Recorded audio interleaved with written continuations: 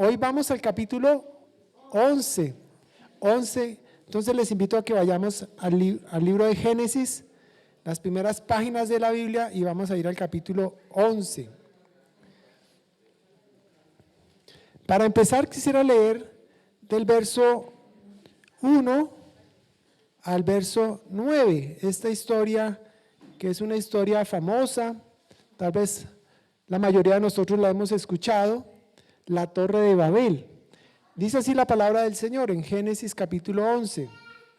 Tenía entonces toda la tierra una sola lengua y unas mismas palabras. Y aconteció que cuando salieron del oriente, hallaron una llanura en la tierra de Sinar y se establecieron allí. Y se dijeron unos a otros: vamos, hagamos ladrillo y cosámoslo con fuego. Y les sirvió el ladrillo en lugar de piedra y el asfalto en lugar de mezcla. Y dijeron: vamos, edifiquémonos una ciudad y una torre cuya cúspide llega al cielo, y hagámonos un nombre por si fuéramos esparcidos sobre la faz de toda la tierra. Verso 5. Y descendió Jehová para ver la ciudad y la torre que edificaban los hijos de los hombres. Y dijo Jehová: he aquí el pueblo es uno, y todos estos tienen un solo lenguaje, y han comenzado la obra, y nada les hará desistir ahora de lo que han pensado hacer. Ahora pues, descendamos y confundamos allí su lengua, para que ninguno entienda el habla de su compañero. Así los esparció Jehová desde allí sobre la faz de toda la tierra, y dejaron de edificar la ciudad, y por esto fue llamado el nombre de ella Babel, porque allí confundió Jehová el lenguaje de toda la tierra, y desde allí los esparció sobre la faz de toda la tierra. Señor amado, esta mañana estamos delante de tu presencia, Señor. Hemos leído tu palabra, Señor, y queremos que tu buen Espíritu Santo, Señor, que está en medio de nosotros, que está en nosotros, Señor, nos ilumine, nos enseñe, hable a nuestros corazones, Señor. Tú sabes lo que necesitamos escuchar esta mañana, Señor, lo que necesitamos oír, lo que necesitamos, Señor, también reflexionar, y lo que necesitamos también, Señor, para vivir vidas que te agraden y vidas que honren y glorifiquen tu santo nombre, Señor. Gracias por tu palabra, Señor, en el nombre de Cristo. Amén. Bueno, he titulado esta enseñanza: ¿qué hay de malo en vivir la vida? ¿Qué hay de malo en vivir la vida? Y como introducción tengo una pregunta. ¿Cómo reaccionarías o cómo reaccionas cuando has dado una instrucción, has establecido un límite a una persona y ésta no la toma en cuenta, sino que lo pasa por alto una y otra vez? ¿No les ha pasado? ¿Cierto? Es común. Damos una norma, ponemos una regla y de pronto se pasa y, como decimos, va una, ¿cierto? Y no lo vuelvo a hacer y viene toda la explicación. Bueno, está bien, recordemos la norma. Pasa el tiempo y otra vez vuelve y se cae en lo mismo. Y entonces, ¿qué pasa? Van dos, ¿cierto? Y así, una y otra vez. Y eso es lo que está pasando aquí en el libro, en esta historia, en este capítulo 11. Y vamos a ver qué es lo que ha venido pasando desde el comienzo. Recordemos que Génesis nos está recordando el origen de las cosas, el comienzo de las cosas. Y por eso es tan importante estos primeros 11 capítulos del libro del Génesis. Haciendo un pequeño resumen para aquellos que de pronto no han estado durante toda la serie, en el capítulo 1 y 2 pues vimos cómo Dios creó todas las cosas con el poder de su palabra. Lo primero que hizo, ¿qué fue? La luz. Hágase la luz, ¿sí? Y de ahí en adelante hizo todas las cosas que hay en el cielo, las cosas que hay en la tierra, todo, absolutamente todo fue hecho por Él. Pero, y como parte de lo que Dios hizo al hombre y a la mujer. En el capítulo 3 de Génesis, entonces encontramos a Adán y a Eva. Pero resulta que Dios había dado una instrucción: de todo árbol del huerto pueden comer. ¿Pero qué hicieron ellos? Comieron de ese fruto, de ese árbol. Y decidieron vivir sus vidas a su manera. Decidieron vivir sin Dios y hacer su propia voluntad. ¿Qué trajo como consecuencia esto? El pecado en el mundo. Y eso se llama la caída del hombre. Y entonces, ¿qué tuvo que hacer Dios? Sacarlos del huerto del Edén, sacarlos de su presencia. Sin embargo, Dios prometió un Salvador a la descendencia de la mujer. En Génesis 3:15 encontramos esa promesa, la promesa de un Salvador. ¿Qué hizo Dios frente al pecado de Adán y Eva? Confrontó su pecado, ¿cierto? Ellos tuvieron que asumir las consecuencias de su pecado, pero les dio una promesa de un Salvador. Siguió pasando el tiempo, nacieron los hijos de Adán y Eva, Caín y Abel, y al poco tiempo la tierra, Caín mató a su hermano Abel, ¿cierto? Dios le dio a Eva otro hijo que se llamó Set. Pasó el tiempo, llegó Noé, pero cuando llegó el tiempo de Noé, la humanidad estaba totalmente pervertida, estaba corrompida, estaba mucha violencia, mucho pecado. ¿Qué hizo Dios? Envió el diluvio. Hizo un juicio y acabó con toda la raza humana. Solamente Noé y su familia, 8 personas, entraron en el arca y se salvaron, ¿cierto? Y arranca una nueva población, ¿cierto? A partir de la descendencia de Noé. Entonces surge una nueva generación de hombres y mujeres, y ahora llegamos entonces al capítulo 11.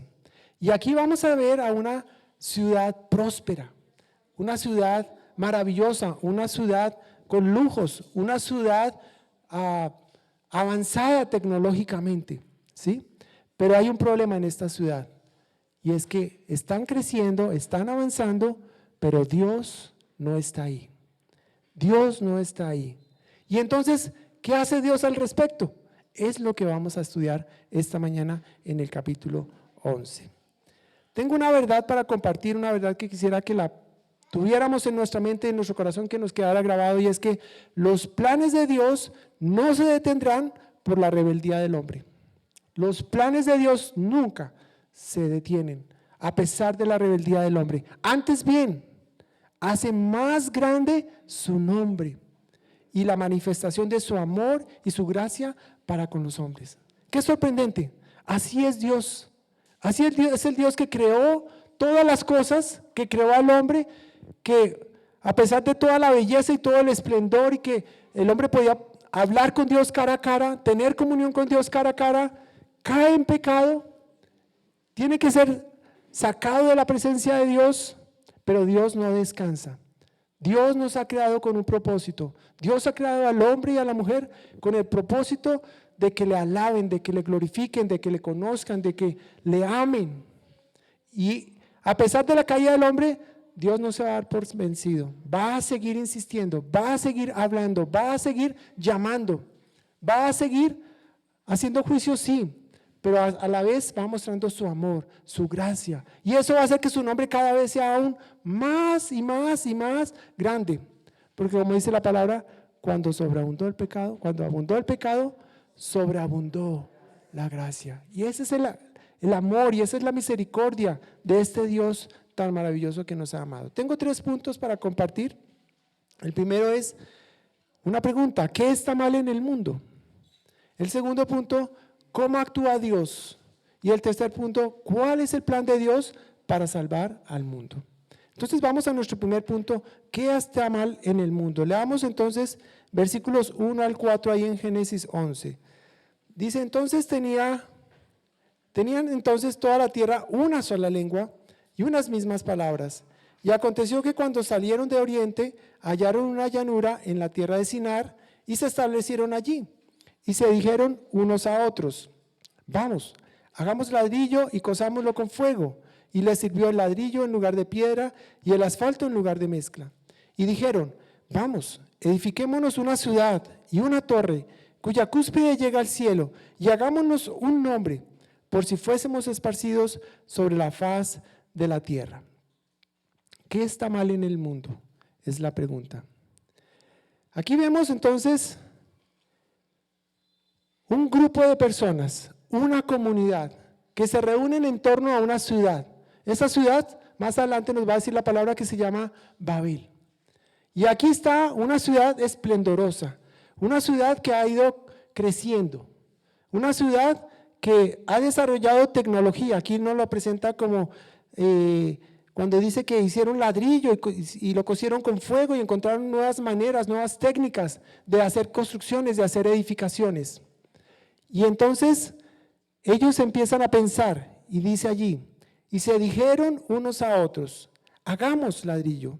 Y dice en el verso 4, y dijeron, vamos, edifiquémonos una ciudad, una torre y tengamos un gran nombre. Que esta ciudad sea famosa, que esta ciudad sea conocida, que todo el mundo vea lo maravilloso de lo que hemos hecho, de lo que hemos construido. ¿Cuál es el problema? Uno diría, pero ¿cuál es el problema? ¿Acaso está mal el progreso? ¿Acaso está mal que avance la ciencia? ¿Acaso está mal que avancen las artes, la cultura, la música? ¿Qué hay de malo de eso? ¿Por qué Dios no quisiera que la gente prosperara, que las comunidades prosperaran? ¿Qué hay de malo? ¿Qué hay de malo allí? Aparentemente uno diría, nada está mal, ¿cierto? Nada está mal. Lo malo lo vemos aquí, cuando dice en el verso 3, y se dijeron unos a otros. Están entre ellos mismos planeando, ¿cierto? Están haciendo ellos mismos sus propios planes. Aquí no aparece Dios. No están diciendo, y consultaron a Jehová, o consultaron a Dios, o Dios les mandó, o Dios les dijo. No, simplemente se han reunido y dijeron entre sí, oye, qué bueno construir una gran ciudad, qué bueno construir una gran torre, qué bueno hacernos un gran nombre, que seamos famosos. Pero Dios no estaba allí. Y cuando hacemos cosas, cuando hacemos planes, y Dios no está ahí, eso se llama rebeldía. Eso se llama rebeldía. Y como estamos en el libro de Génesis, pues así se originó la rebeldía en el mundo, en este caso en una ciudad famosa como Babel. Estaban haciendo estos hombres planes, pero sin Dios. Y dijeron allí en el 4, edifiquémonos, ¿cierto? Y luego dice, hagámonos, ¿cierto? Están buscando sacar su propio provecho, están buscando su propia gloria, ¿cierto? Están buscando exaltarse a ellos mismos. Juntémonos como un pueblo, juntémonos como una ciudad, ¿cierto? Y seamos famosos. ¿Cuál es el peligro ahí? ¿Cuál es el engaño? Que Dios no estaba ahí, que se estaban rebelando contra Dios. ¿Y cuál es la rebeldía aquí contra Dios? Porque Dios ya le había dicho a Adán que se multiplicara y se fructificara, ¿cierto? Y ellos arrancaron la raza humana, ¿cierto? Y más adelante, cuando Dios destruye la raza y solamente queda Noé y su familia, Dios también en el capítulo 9, versículo 1 le dice allí a los descendientes de Noé, bendijo Dios a Noé y a sus hijos y les dijo, fructificad y multiplicaos y llenad la tierra. ¿Por qué se estaban rebelando estos hombres? No estaban llenando la tierra. ¿Se habían multiplicado? Sí. ¿Se habían fructificado? Sí. Parte de esa fructificación es que Dios dio la capacidad al hombre de crear, de inventar, de hacer cosas novedosas, de avanzar tecnológicamente, socialmente. Y no está mal eso, porque eso es parte de ser la imagen de Dios. Eso refleja la imagen de Dios. Pero el hombre, los hombres, bueno, ahora menciono también aquí, guiados por un hombre que no lo mencionamos tanto el domingo pasado, pero aparece un personaje que se llama Nimrod. Nimrod dice que fue el primer poderoso de la tierra. Era un hombre cazador, pero era un hombre cazador de personas. Era un hombre violento, pero con su liderazgo se creó esta ciudad, Babilonia. Y entonces Lo que Dios había mandado de llenar la tierra no había pasado aún. Todos estaban alrededor de esa gran ciudad. Cuando habla de esa torre, bueno, se describe, no sé si ustedes han visto fotos de pronto de la Torre de Babel, uno ve como un cono, ¿no? Una cosa tratando de llegar al cielo, ¿cierto? Pero realmente era como una pirámide, ¿sí? Eran pirámides que tenían escaleras. ¿Y cuál era el propósito de eso? Que los sacerdotes subían por esas escaleras y al final, cuando llegaban a la parte superior, su propósito era consultar a los dioses, tener contacto con los dioses, adorar a esos dioses. Y de ahí surgió toda una filosofía, toda una manera de pensar que aún hasta el día de hoy influye en el mundo. Ahí surgió el dios de la guerra, ahí surgió los diferentes dioses, aún surgió la adoración a la diosa del cielo, a la madre del cielo. De allá, de esta cultura, de esta religión, surgió todo ese pensamiento. ¿Qué hay de malo? Entonces, estaban haciendo cosas para sí mismos, para su propio provecho, sin que Dios estuviera en el asunto.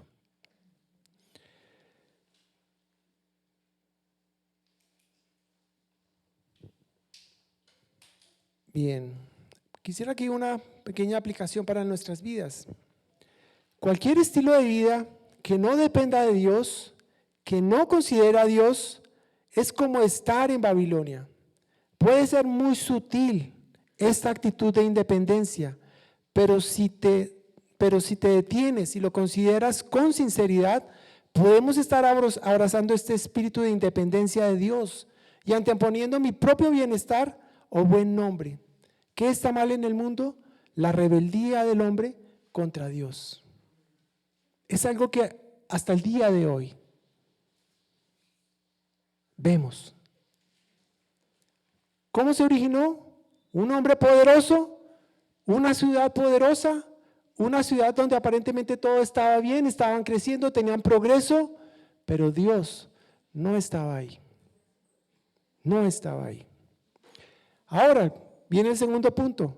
¿Cómo actúa Dios? ¿Qué hace Dios frente a esa situación? Ya Adán y Eva habían caído ante el mandato del Señor. Ya antes de Noé, esta generación perversa y malvada, Dios tuvo que juzgarle con un gran diluvio. Y ahora está esta gran ciudad poderosa, avanzada. ¿Qué va a hacer Dios al respecto frente a esta rebeldía? Verso 5, dice: y descendió Jehová. Descendió Jehová. Subrayen, si a ustedes les gusta rayar su Biblia, marquen esas palabras, esas 3 palabras. Y descendió Jehová. ¿Saben? Eso es maravilloso, eso es sorprendente.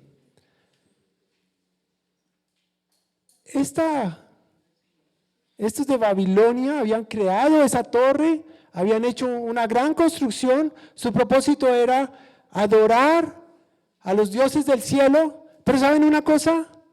El Dios verdadero se reveló a ellos, el Dios verdadero descendió. Increíble. Ellos creían con sus esfuerzos humanos querer alcanzar a Dios, llegar al cielo, y por eso construían estas torres tan altas, pretendiendo llegar y alcanzar a Dios, pero ahora Dios desciende. ¿Y a qué les recuerda eso? Al Señor Jesús. No hay nada que nosotros podamos hacer con nuestros esfuerzos humanos para alcanzar el cielo, para llegar al cielo, para encontrarnos con Dios. No hay nada. Lo sorprendente es cómo Dios desciende. Dios, el creador de todas las cosas, que está al tanto de todas las cosas.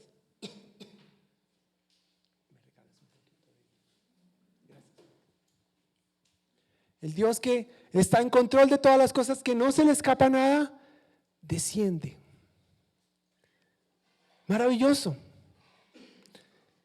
Y entonces,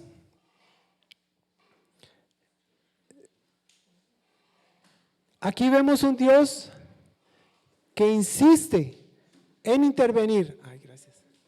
Un Dios que insiste en intervenir, insiste en actuar, insiste en buscar, insiste en tratar con su gracia y su misericordia por medio del Evangelio. Qué maravilloso que Dios baje aún a nuestra condición más mala. Cuando Él vino por hombres perversos, vino por hombres malvados, vino por hombres egoístas, vino por hombres corruptos. Pero Él descendió, se hizo hombre, se humilló, se hizo como nosotros sin pecado. Él descendió. Lo primero que vemos, entonces, cuando Él desciende, bueno, ahí en la parte final pues encontramos en el verso 9, en el verso 7, dice: ahora pues descendamos y confundamos allí su lengua, para que ninguno entienda el habla de su compañero. Y así los esparció Jehová desde allí sobre la faz de toda la tierra, y dejaron de edificar la ciudad. Hizo un juicio, los confundió, no se podían entender. ¿Cómo sería eso? ¿Cierto?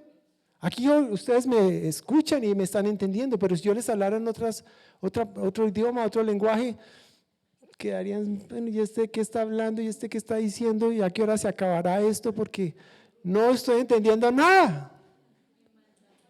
Mandarín, sí, o chino, o japonés, yo no sé. No se entiende nada. ¿Cómo sería eso? Pero así pasó. Dios los confundió, los detuvo y no pudieron seguir adelante en esos proyectos.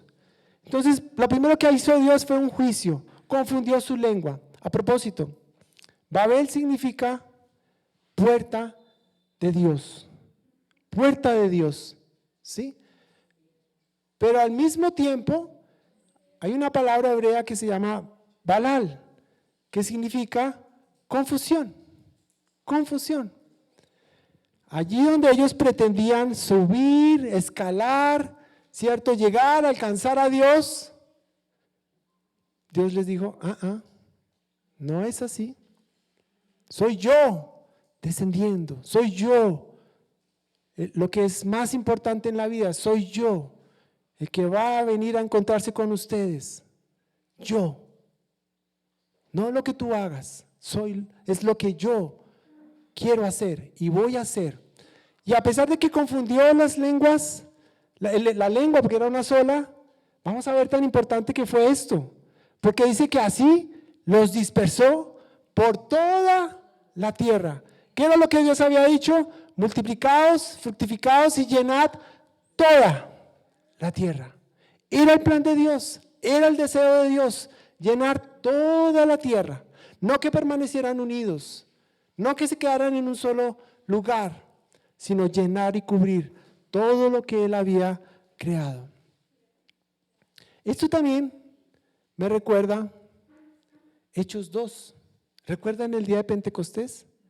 Había miles de judíos allí después de Pentecostés, de la Pascua, 50 días después, celebrando, adorando, venían de todas partes del mundo, muchas lenguas, muchas culturas allí, muchos idiomas.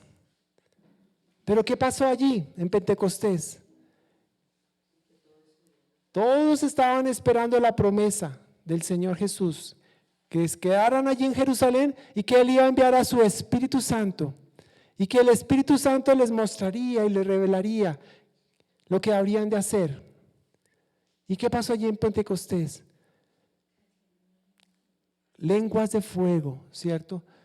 En los apóstoles. Pero luego el Espíritu Santo usó a estos hombres llenos del Espíritu Santo para hablarles a todas estas personas que hablaban en diferentes lenguas, que no se entendían entre ellos porque necesitaban intérpretes, pero ahora estos hombres llenos del Espíritu Santo les hablaban en su propio idioma. ¿Y qué les hablaban? Las maravillas de Dios. Y así surgió lo que se llama la iglesia. Aquí en Génesis 11 tenemos una ciudad, Babel, poderosa, próspera, que humanamente era lo más avanzado, lo que humanamente querían alcanzar a Dios. Pero aquí en el Nuevo Testamento vemos otra nueva comunidad, la iglesia. Hombres y mujeres redimidos por la sangre de Cristo, adorando al Señor, comunicándole a todas estas personas en sus propios idiomas, llenos del Espíritu Santo, las maravillas de Dios. Qué sorprendente, qué sorprendente. Y toda la gente atónita. Yo me pregunto, ¿qué estarían hablando? ¿Qué les estarían comunicando? ¿Qué le estarían diciendo a las personas? Esas maravillas de Dios. Comunicando el Evangelio. Que Dios les creó, que Dios les ama, que el pecado les ha separado de Dios, pero que hay un camino para volver a Dios. Y ese camino es Jesucristo. Ese camino era aquel que había muerto, había sido sepultado y había resucitado y que estaba ahora vivo, que estaba vivo y que tenía un propósito y un plan para sus vidas, que quería perdonar, que quería que ellos fueran nuevas personas.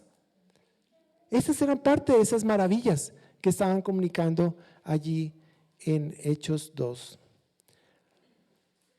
Filipenses 2. Bueno, aquí en Hechos 2 vemos esa gracia de Dios, cómo con el poder de su Espíritu Santo, Dios está comunicando a cada lengua, a cada persona, en su propio idioma, las maravillas de Dios. En Filipenses 2, del 5 al 10, si recordamos, ahí está la humillación y exaltación de Cristo. Los muchos lenguajes que existen, bueno, si quieren, vayamos allá un momentico en Filipenses 2, quiero resaltar en el verso 10. Filipenses 2. Dice, en el verso 8 dice, y estando en la condición de hombre, se humilló a sí mismo, haciéndose obediente hasta la muerte y muerte de cruz, por lo cual también Dios también le exaltó hasta lo sumo y le dio un nombre. ¿Qué quería? En Babilonia, ¿qué querían hacerse? Un gran nombre. Pero ese nombre, ese gran nombre ya tiene un lugar. Ese gran nombre es para una sola persona y es para Cristo. No hay nadie más grande que Él. No hay nadie comparable a Él. Dice, para que en el nombre de Jesús se doble toda rodilla de los que están en los cielos y en la tierra y debajo de la tierra, y toda ¿qué? Toda lengua confiese que Jesucristo es el Señor. ¿Para qué? Para gloria de Dios Padre. ¿Qué ha hecho Dios? Juzgó a estos hombres, los confundió, los dispersó por toda la tierra. Pero también, ¿qué quería hacer Dios?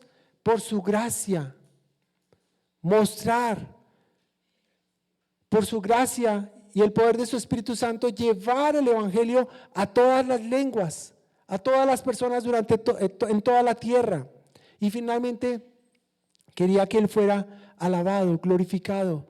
Un día, tú y yo estaremos unidos en un solo pueblo en la ciudad celestial, adorando al Señor de toda lengua, toda tribu, toda nación. Estaremos adorando al Rey de Reyes, al Señor de Señores, al único que merece la gloria y la honra. Como aplicación aquí, podríamos meditar esta mañana. Si hoy puedes reconocer el carácter y el amor de Dios para involucrarse en tu vida a través del Evangelio de Salvación, si hay buenas noticias, sí hay buenas noticias para ti. Jesús ha vencido a Satanás, el mundo y el pecado que te domina y te esclaviza. Hay libertad y puedes acercarte a Dios para tener una relación de amor con el Dios que creó todas las cosas y te busca.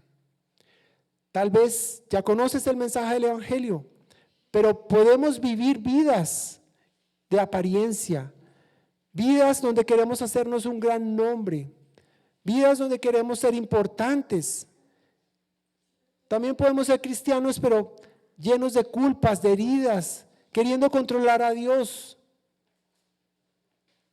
Dios nos invita a arrepentirnos esta mañana y a humillarnos delante de Él. ¿Cómo actúa Dios? Con juicio, con gracia y con gloria. Finalmente, ¿cuál es el plan de Dios para salvar al mundo? Y volvamos entonces a nuestro texto allí en Génesis 11. Y a partir del verso 10 encontramos una nueva genealogía. ¿Y es la genealogía de quién? De Sem, ¿cierto? Y esa genealogía nos va a llevar al final a otro gran personaje del Antiguo Testamento. ¿A quién será? A Abraham. Entonces, de Noé tuvo 3 hijos, Sem, Cam y Jafet. Pero de la ascendencia de Sem van a venir o van a ser Abraham, el padre de la fe. Y aquí vamos a encontrar un contraste muy hermoso. Del verso, como veíamos entonces, hasta el verso 26 está la genealogía de Sem, y del verso 27 en adelante están los descendientes de Taré. Taré fue el padre de Abraham, ¿sí? Dice en el verso 27, estas son las generaciones de Taré. Taré engendró a Abraham, a Nacor y Harán engendró a Lot. Y murió Harán antes que su padre Taré en la tierra de su nacimiento, en Ur de los Caldeos.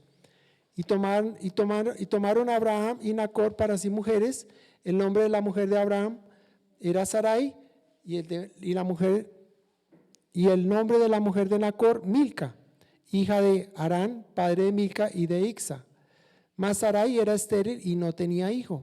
Y tomó Taré a Abraham su hijo y a Lot, hijo de Harán, hijo de su hijo, y a Sarai su nuera, mujer de Abraham su hijo, y salieron con ellos de Ur de los Caldeos para ir a la tierra de Canaán. Y vinieron hasta Harán y se quedaron allí, y fueron los días de Taré 250 años, y murió Taré en Harán. Bueno, hay algo muy particular en esta genealogía de Sem, volviéndonos aquí del verso 10 al 26, y es que el énfasis, si ustedes se dan cuenta, el énfasis de esa genealogía es y vivió, y vivió. Si miramos en la genealogía del capítulo 5 de Génesis era y murió, y murió, y murió, y murió. ¿Por qué? Porque fue la consecuencia del pecado, la muerte. Obviamente estas personas murieron, pero estamos hablando de la descendencia de Sem, donde van a ser Abraham, donde van a ser sus patriarcas, Abraham, Isaac, Jacob, Judá, Jesús. Jesús va a venir por esta línea de Sem.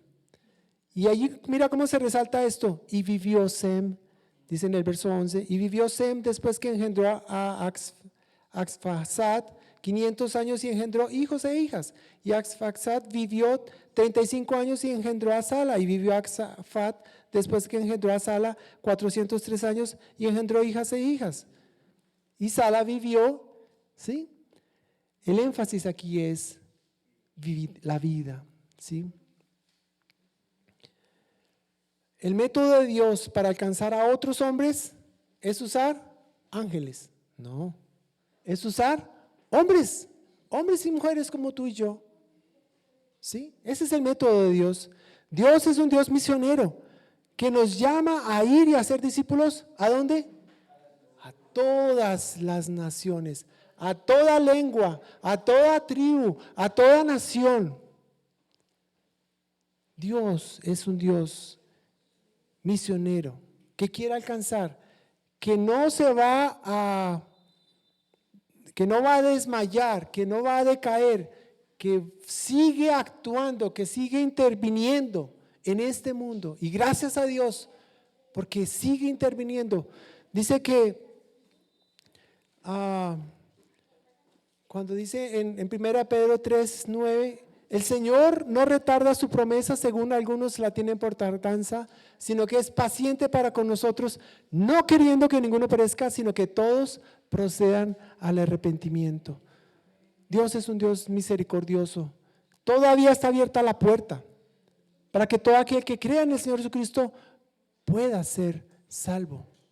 Y Dios sigue usando hombres y mujeres de toda lengua, de toda tribu, de toda nación para llevar adelante su mensaje de salvación. Dios quiere usarnos para que otros sepan cómo Dios quiere bendecirlos con el evangelio de gracia. Y este plan, el plan de Dios para la redención del hombre, arrancaba acá. Bueno, sí, en Ur de los Caldeos. Ur, una ciudad pequeña, pero con la influencia también de Babilonia. Y allí tal vez vivía Abraham, vivía con su papá, con Taré, con sus hermanos. Vivían de una manera cómoda, vivían en progreso, ¿sí? Pero mira el contraste con los primeros versículos que leímos en el capítulo 11. Porque dice en el verso 12, voy a solamente leer los 3 primeros versículos porque eso ya va a ser tema de la próxima enseñanza. Pero quiero que vean este contraste. Cómo Nimrod, cómo esta gran ciudad querían establecerse, quedarse allí en un solo sitio. Estaban rebelándose contra Dios, querían alcanzar a Dios con sus propios esfuerzos humanos. Pero aquí encontramos ahora a Dios en el verso 12, dice: pero Jehová había dicho a Abraham: vete de tu tierra y de tu parentela y de la casa de tu padre a la tierra que te mostraré, y haré de ti una nación grande, y te bendeciré y engrandeceré tu nombre, y serás bendición. Y bendeciré a los que te bendijeren, y a los que te maldijeren maldeciré, y serán benditas en ti todas las familias de la tierra. Esa promesa nos va a ocupar buena parte de lo que sigue en adelante. Esta promesa que Dios le hace a Abraham, esta promesa de que le está diciendo a Abraham: sal de Ur, no te aferres a este mundo, porque tu destino no está aquí, tu destino está allá. Yo he descendido, yo voy a estar contigo, yo te voy a guiar. De ti, de tu familia, de tu descendencia, vendrá el Salvador del mundo. Y tú serás bendición de tu familia para bendecir a todas las familias de la tierra. Qué cosa tan maravillosa, qué cosa como son los planes de Dios tan diferentes a lo que como humanos podemos pensar o planear. Los planes de Dios son más allá de lo que podemos pensar o imaginar, pero son tan grandes, tan maravillosos, tan asombrosos. Algo para terminar acá. Taré significa retraso o demora. El padre de Abraham retrasó su bendición. Antes de que él saliera de Ur de los Caldeos, le dice Dios: sal, pero él demora un tiempo allí en Harán. Y hasta que muere su padre, él continúa el viaje.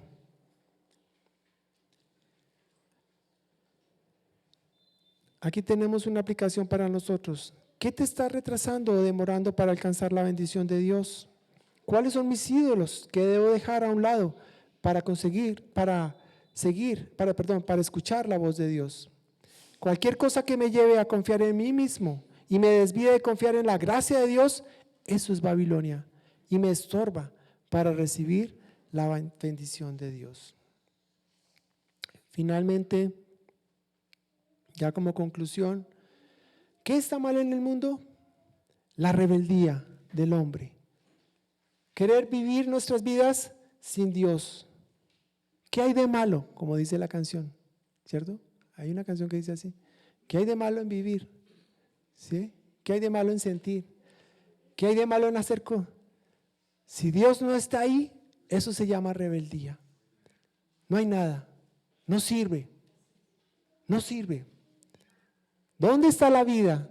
¿Dónde está lo que realmente vale la pena? En Dios, ¿sí? Y en lo que Él ha dicho. ¿Cómo actúa Dios? Con justicia, con gracia, con gloria. ¿Y cuál es el plan de Dios para salvar? La fe en la obra de su Hijo Jesús, que se hizo hombre y murió en la cruz para salvarme. Dios satisfizo su justicia y santidad en esta obra redentora para vencer el pecado que me esclavizaba para vivir de manera independiente. Algunas reflexiones para terminar. ¿Hay algo de Babilonia en mi forma de pensar y de actuar?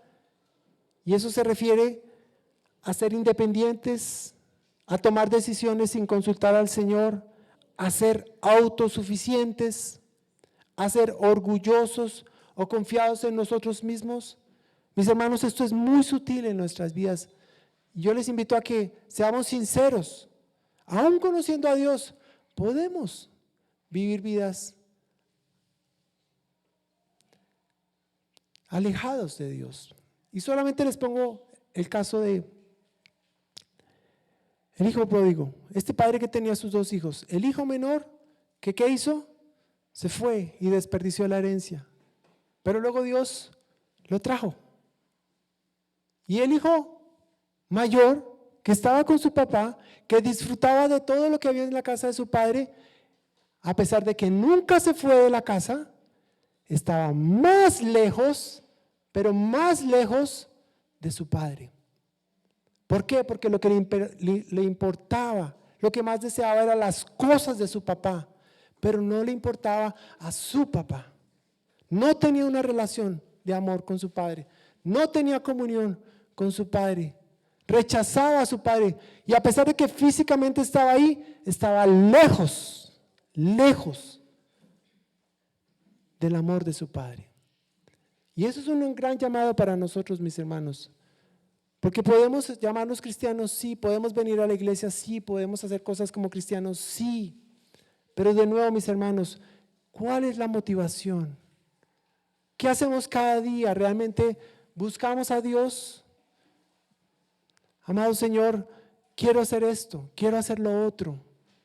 Guíame, dame sabiduría. Que no sea yo, sino tú, para que esto realmente te honre y te glorifique, para que esto no solo sea mi provecho, no sea solamente mi nombre, mi fama, no se trata de eso. Se trata de que todo lo que yo hago, grande o chiquito, traiga gloria al Señor. Siempre, mis hermanos, siempre. ¿Estoy confiando en mis propios esfuerzos o en mis obras para llegar a Dios? Aún siendo creyente puedo caer en Babilonia. Podemos salir de allí para ser fructíferos, siguiendo el llamado del Señor que Él nos muestre, nos indique.